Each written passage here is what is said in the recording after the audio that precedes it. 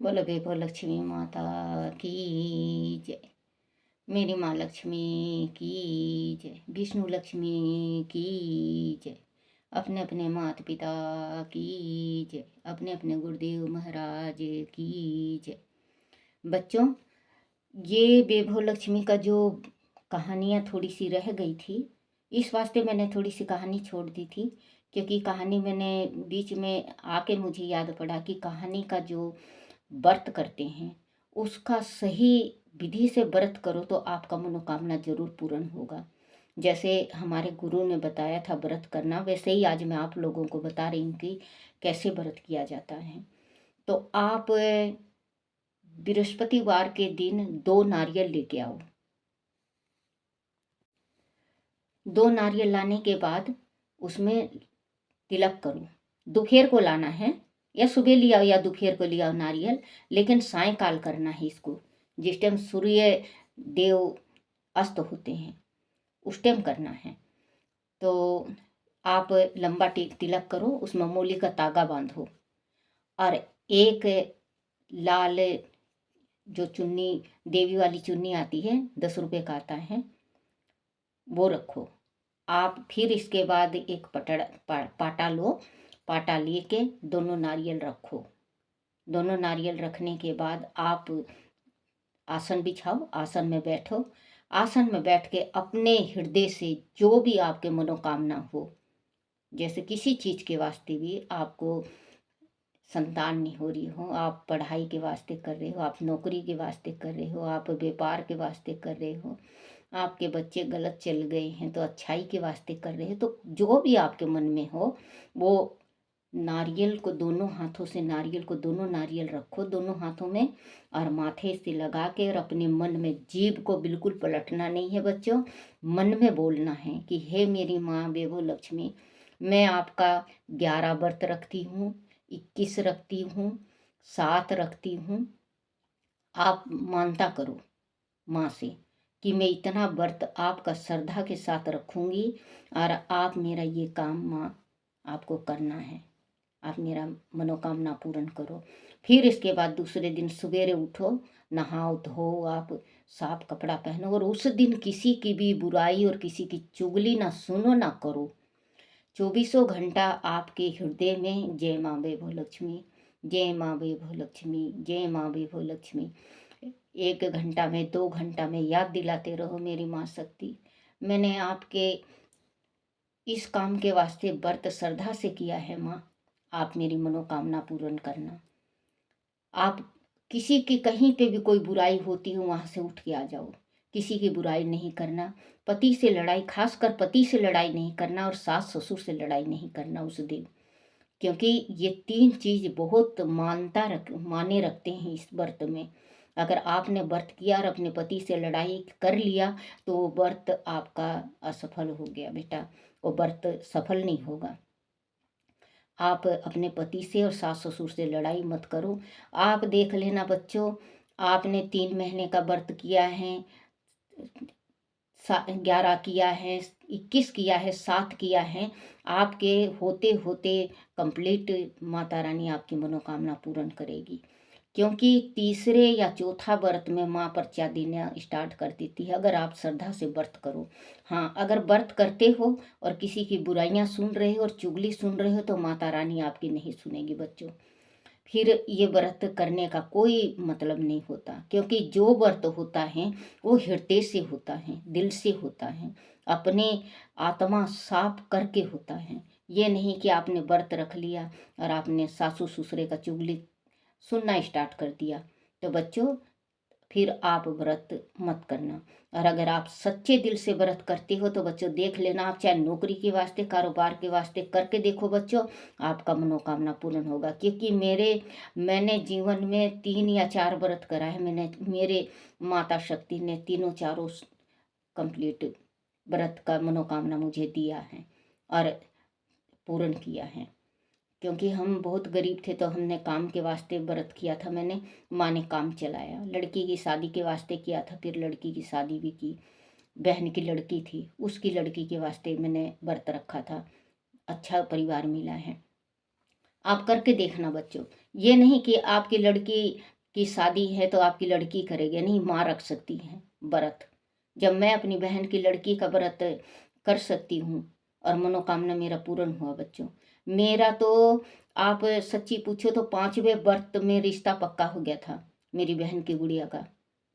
तो बच्चों, आप सच्चे दिल से अगर प्रार्थना करके व्रत करते हो, हाँ, बृहस्पतिवार के दिन नारियल को रखो और फिर इसके बाद शुक्रवार के दिन नहाओ धो, सायकाल जिस टाइम आपने नारियल बांधा है, 5 बजे तक कर शाम हो जाता है बच्चों। गर्मी में तो 8 बजे तक नहीं होता। आप 5 बजे एक नियम ले लो कि 5 ही बजे पूजा करना है आपको। 5 बजे आप पटड़ा बिछाओ, पटड़े में आप एक रुमाल बिछाओ, रुमाल के ऊपर एक मुट्ठी चावल रखो, उस चावल के ऊपर एक लोटा जल रखो, उसके ऊपर एक कटोरी रखो, कटोरी के ऊपर सोना चांदी का आपके पास अगर सोने की अंगूठी हो, सोने का नाक का कोका हो, सोने का कान की बाली हो, सोने का चीज रखो। अगर सोने का नहीं है तो चांदी का रखो। अगर चांदी का भी नहीं है तो एक का सिक्का रख लो बच्चों। एक का सिक्का से भी माँ प्रसन्न हो जाएगी। फिर इसके बाद वो 2 नारियल रखो और माँ का तस्वीर रखो। माँ की तस्वीर उसको कहते हैं बच्चों, जो माँ का, जो बीच में बता दूंगी मैं कि माँ का कौन सी तस्वीर, इतना अभी दिमाग में नहीं आ रहा। जो अष्ट सिद्धि माँ का तस्वीर होता है उसे रखा जाता है, बीच में बता दूंगी। और यंत्र, हाँ बच्चों याद आ गया, यंत्र, माता का यंत्र रखो, माता का यंत्र रखो, लाल फूल ले आओ, गुड़ का प्रसाद रखो बच्चों। गुड़ का प्रसाद से बहुत जल्दी माँ प्रसन्न होती है, गुड़ का प्रसाद रखो। फिर कहानी कहो, ज्योत बत्ती जलाओ, पूजन करो दिल से और ज्योत बत्ती करके कहानी कहो। कहानी कहने के बाद आप जो प्रसाद हैं, सबसे पहले आप अपने पति को प्रसाद दो, फिर इसके बाद अपने पूरे परिवार में बांटो। अगर आप व्रत वैसे फलार से रख सकते हो तो फलार से रख लेना बच्चों। मैं तो एक टाइम भोजन किया करती शाम को, कहानी कोनी सुन के 7-8 बज जाया करता, 8:30 तक बज जाया करता। मैं एक टाइम खाना, आप खाना खाते वक्त प्रसाद लो और माँ से प्रार्थना करो। फिर सुबह नहाओ धो और आप जो लोटा के नीचे चावल है वो पक्षियों को डाल दो। जो आपने माँ का वो कलश के ऊपर जो कटोरी में गहना रखा है अपना, वो गहना हटा लो, क्योंकि वो कुमकुम से उसको पहले जल से साफ नहलाओ गंगा जल से और फिर इसके बाद कुमकुम करो। जो आपके पास जिसने टूम रखा है, टूम नहीं हो तो पैसा रुपये एक का सिक्का, उसका पूजा करो। फिर लाल फूल चढ़ाओ, उसी में लाल फूल चढ़ाना है जो हमने सोना या चांदी का गहना रखा है। फिर इसके बाद देखना बच्चों, आपका मनोकामना माता रानी बहुत जल्दी पूर्ण करेगी। कथा के साथ कहा आरती जरूर करना चाहिए, आरती में बहुत ताकत है। बोलो माँ लक्ष्मी की जय। लड़की का विवाह हुआ। रेवती एक मध्य वर्गीय परिवार की स्त्री थी। उसकी बेटी मंजू बड़ी हो चुकी थी, उसने बीए कर लिया था, किंतु उसकी शादी नहीं हो पा रही थी। कारण एक तो वह सांवली थी, दूसरे उसके लिए भारी भारी दहेज देने की शक्ति उसके परिवार की नहीं थी। धीरे धीरे पढ़ाई पढ़ाई छोड़ भी छोड़े भी दो तीन 3 बरस पढ़ाई छोड़े 3 बरस गुजर गए। माता पिता भी उनके लिए वर ढूंढते ढूंढते परेशान हो गई। एक दिन रेवती की ननंद उसके घर आई। उसने उसने दे देवता से देवती से पूछा, क्यों भाभी, अभी तक मंजू के लिए कोई लड़का नहीं मिला क्या? रेवती क्या जवाब देती है, वह रुआसी हो गई। ननंद उसे सत्वान देती हुई बोली, भाभी चिंता मत करो, मैं तुम्हारे एक उपाय बताती हूँ। तुम भी बेभो लक्ष्मी का 11 या 21 व्रत करने का संकल्प लो। सब कुछ महालक्ष्मी मैया पर छोड़ दो, वह सब भली करेगी। मेरे पास श्री बेभो लक्ष्मी व्रत कथा की एक पुस्तक है, इसमें पूरी शास्त्री विधि लिखी है वह मैं तुम्हें देती हूँ। ननंद से पुस्तक लेकर रेवती ने 21 व्रत की श्री वैभवलक्ष्मी के करने की मानता मानी। दूसरे शुक्रवार को ही उसके किसी रिश्तेदार ने एक लड़का बताया अच्छा खाता पीता परिवार था। लड़के ने एम ए करने के बाद कोई व्यापार शुरू किया था। वह पढ़ी लिखी समझदार लड़की चाहता था जो उसके व्यापार में हाथ बटा सके। रेवती के परिवार को लड़का पसंद आ गया। लड़के ने भी मंजू को देखा, उससे बातचीत की। उसे व्यवहार कुशल जानकर उसने तुरंत हाँ कर दी। तो 2-3 माह में ही रेवती ने मंजू का विवाह कर दिया। आज वह बहुत सुखी हैं। 21वां शुक्रवार आने पर रेवती ने पूर्ण श्रद्धा और भक्ति भाव से श्री वैभवलक्ष्मी माँ का उद्यापन किया और 21 श्री वैभवलक्ष्मी माँ व्रत कथा की पुस्तक बांटी। ऐसा है श्री वैभवलक्ष्मी माँ के व्रत का चमत्कार। संतान हुई। उमा के विवाह को हुई 8-9 वर्ष हो गए थे, लेकिन उसके कान बच्चे की किलकारी सुनने को भी तरस रहे थे। इस बीच उसे टोना टोटका झाड़ फूक तावीज यानी जिसने जो बताया वह सब कर लिया। फिर भी उसकी कोंख सुनी की सुनी रही। उसके सास उसे बात बात पर बांझ होने का ताना देती और उसके पति पर दूसरा विवाह करने के लिए दबाव डालती। कहती तेरी बहू तो बांझ है, इससे तो तेरी वंश बेल ही समाप्त हो जाएगी। तू कहे तो माँ मैं दूसरी बहू ले आऊं जिससे तेरा नाम चल सके। सास की इन बातों से उमा बहुत दुखी और चिंतित रहती थी। एक दिन उषा के घर के पास एक मंदिर में कीर्तन हो रहा था।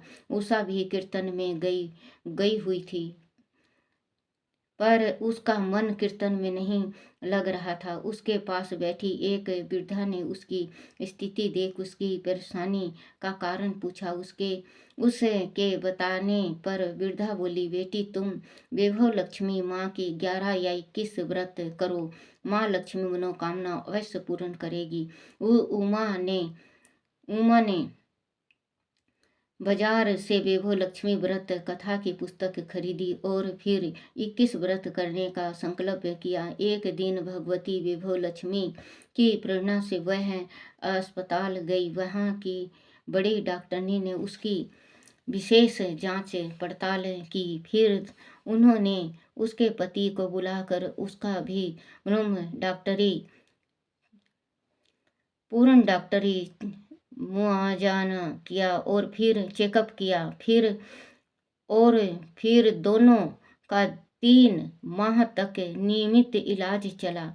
उषा इससे पूर्व भी 2 बार इस अस्पताल में स्वास्थ्य को दिखा चुकी थी। उस समय उसे थोड़ी जांच करके टरका दिया गया था। इस बार डॉक्टरों ने उसका 3 माह तक इलाज के बाद आश्वासन दिया। विशेष उषा ने 21 शुक्रवार को पूरी श्रद्धा और भक्ति के साथ माँ का उद्यापन करने के तीसरे माह में श्री वैभवलक्ष्मी माँ के प्रताप से वह गर्भवती हुई। समय आने पर उसके पुत्र उत्पन्न हुआ। उषा के पति और सास ने विशेष खुशियां मनाई। एक शुक्रवार को उषा ने पुण्य श्री वैभवलक्ष्मी माँ का व्रत किया और पूजा करते हुए अपने पुत्र को उसके चरणों में लिटा दिया और आशीर्वाद ग्रहण किया। उन्होंने माँ की कृपा मानकर अपने बच्चे का नाम वैभव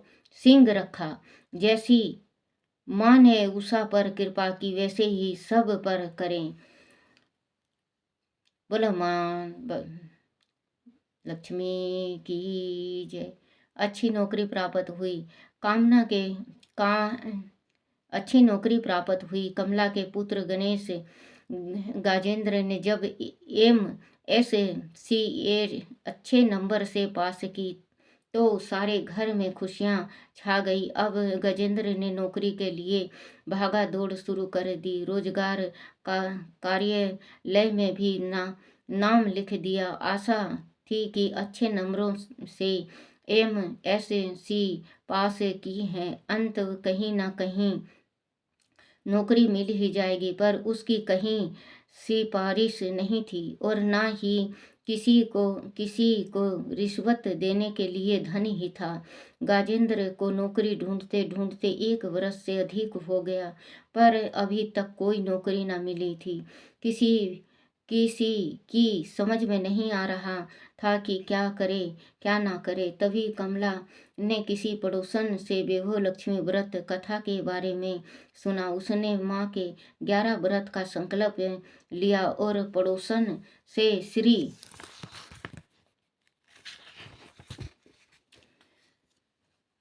श्री विभो लक्ष्मी व्रत कथा की पुस्तक मांगकर विधि पूर्वक यह व्रत आरंभ किया। इसके साथ ही उसने जय माँ लक्ष्मी, जय माँ वैभव लक्ष्मी, जय माँ लक्ष्मी, जय माँ लक्ष्मी माँ का निरंतर जाप भी आरंभ किया। 3-4 दिन में एक बड़ा लिमिटेड फार्म में सत्य साक्षात्कार पत्र प्राप्त हुआ। 2 माह के अंदर ही उसे उस फार्म में नियुक्त पत्र प्राप्त हो गया। इस प्रकार कमला का उद्यापन पूरे होने तक गाजेंद्र को नौकरी प्राप्त हुई। गजेंद्र और उसकी माँ ने पूर्ण श्रद्धा भक्ति से व्रत कथा की पुस्तक बांटी। इस प्रकार श्री वैभव लक्ष्मी माँ के प्रताप से गजेंद्र को अच्छी नौकरी प्राप्त हुई। बोलो वैभव लक्ष्मी माता की जय। व्यापार में वृद्धि हुई। श्री अशोक कुमार का रेडीमेड कपड़ों का बहुत बड़ा और अच्छा कारखाना था। काफी अच्छी आमदनी थी। छोटा सा उसका परिवार था। उसकी पत्नी राधा और 2 बच्चे थे। उनकी पत्नी बहुत सुशील और धर्मशील थी। दोनों बच्चे पब्लिक स्कूल में पढ़ रहे थे।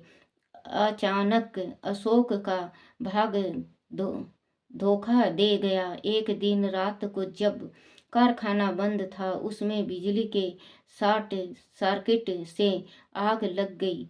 कारखाना में लाखों रुपए का कपड़ा और सिलाए वस्त्र थे, वह सब और राख हो गए। वह तो लगभग बर्बाद हो गया। इस अपूर्णित चित्त से वह टूट गया। उसका किसी काम में मन नहीं लगता था। उसकी पत्नी राधा ने अपने पति को बहुत सत्तावन दी। घर में रखे कुछ धन जेवर बेचकर उसे कारखाने के लिए कुछ मशीन भी खरीदवा दी, किंतु फिर भी काम जम नहीं पाया। एक दिन राधा की पड़ोसन ने श्री वैभव लक्ष्मी व्रत का उद्यापन किया था। उसने राधा को तिलक लगाकर वैभव व्रत कथा की एक पुस्तक भेंट की और खीर नारियल गिरी का प्रसाद दिया। वह सब औरतों ने माँ वैभव लक्ष्मी के प्रताप और चमत्कारी के बारे में चर्चा की। तत्पश्चात सब अपने अपने घर को चली गई। श्री वैभव लक्ष्मी माँ की अपूर्व कृपा जानकर राधा बहुत प्रभावित हुई। उसने पुस्तक को पूर्ण रूप से पढ़ा और फिर स्वयं भी उसका व्रत करने का निर्णय लिया। अगले ही शुक्रवार से 21 शुक्रवार श्री वैभव लक्ष्मी व्रत करने की मनौती मानकर व्रत प्रारंभ कर दिया। दूसरे शुक्रवार से ही व्रत का प्रारंभ दिखाई देने लगा। अशोक का मन अपने काम में लगने लगा और कारखाने में भी काम की गति बढ़ने लगी। 5वां शुक्रवार को अशोक को एक नई पार्टी मिली, जिससे उसे 100 पोस्ट क्वालिटी के कपड़ों का एक बड़ा ऑर्डर दिया।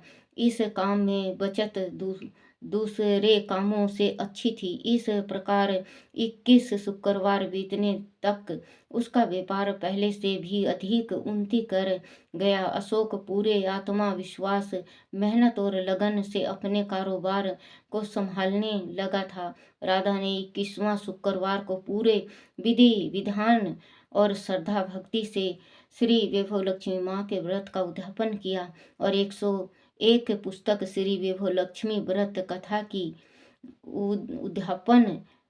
उद्यापन पास पड़ोस और रिश्तेदारों में वितरित की। जैसी ही वैभव लक्ष्मी माँ ने अशोक और राधा पर कृपा दृष्टि की, वैसे ही माँ सब पर प्रसन्न होकर कृपा करना। बोलो वैभव लक्ष्मी माता की जय। असहाय रोग से मुक्ति मिली। रत्ना एक छोटे से गांव में रहती थी। उसके घर में खेती बाड़ी ठीक थी। अंत खान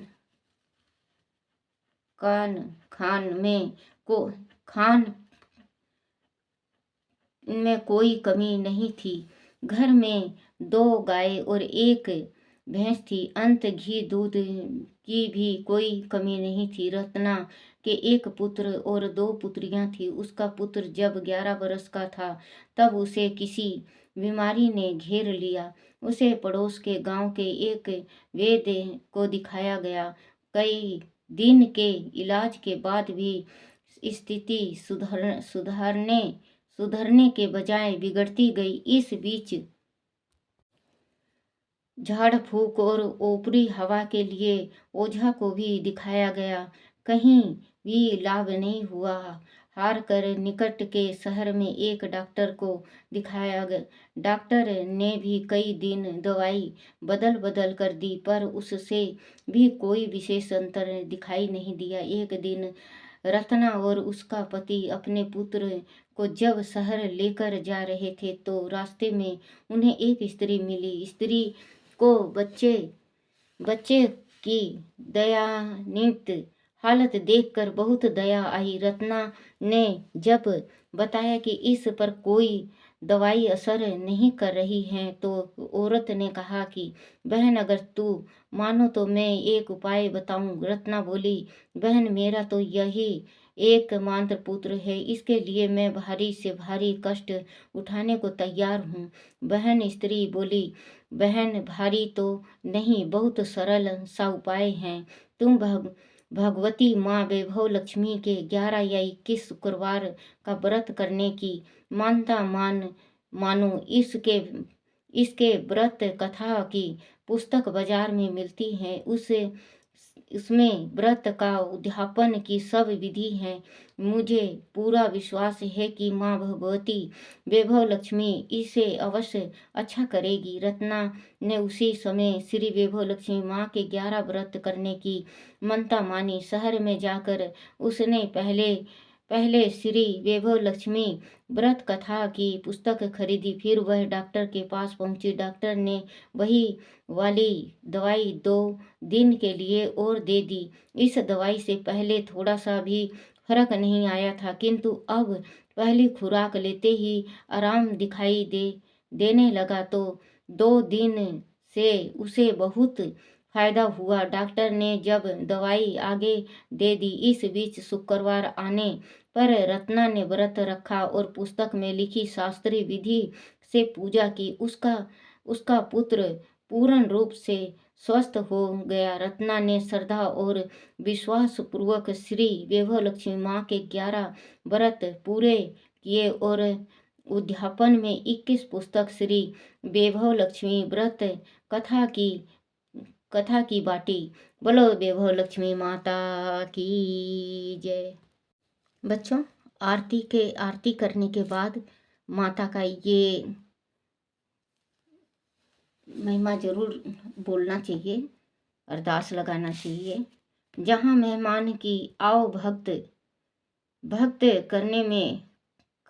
करने में आती हैं, उनको भोजन कराया जाता है। जहाँ सज्जनों की सेवा की जाती है, जहाँ निरंतर भाव से भगवान की पूजा और अन्य धर्म कार्य किया जाता है, जहाँ सत्य का पालन किया जाता है, जहाँ गलत कार्य नहीं होते, जहाँ गायों की रक्षा होती है, जहाँ दान देने के लिए धन का संग्रह किया जाता है, जहाँ कलेश नहीं होता, जहाँ पत्नी संतोषी और विनीत होती है, ऐसी जगह पर मैं सदा निवास करती हूँ। इसके सिवा किसी जगह पर कभी कभर दृष्टि डालती हूँ। बोलो वैभव लक्ष्मी माता की जय।